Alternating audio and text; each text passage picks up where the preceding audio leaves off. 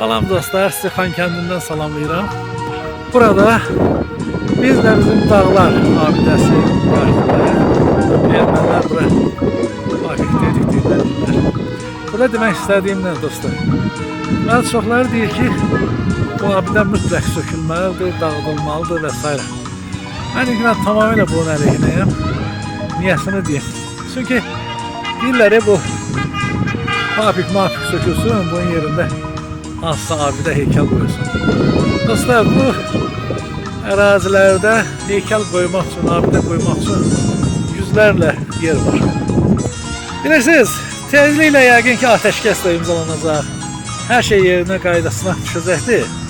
Ancaq bilin ki, bax bu abidə hələ ki bizdədir. Hələ ki biz gəlib bunun qarşısında şəkil çəkdiririk, əylənirik, bu abidə ilə məzələnirik. Bu ermənilərə bir göz dağıdır, sinə dağıdır, başa düşürsünüz.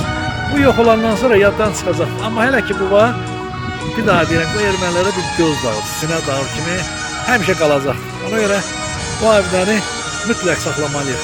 Digər tərəfdən də niyə sökülməlidir ki, bu yadınızdan çıxartmayın ki, Azərbaycanın puluyla tikilib. Bilirsiniz, bizim pullarımızla tikilib. İndi burada hambalçılığı, nökərçiliyi ermənilər eləyib, onun məsələyə dəxli yoxdur.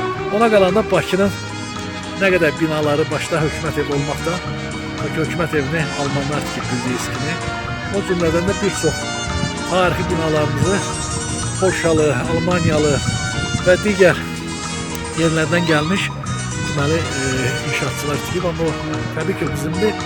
O cümlədən də bu abidə də Azərbaycanın puluyla, sizlərin, bizlərin puluyla ərsəyə gətirilibdir və bizimdir.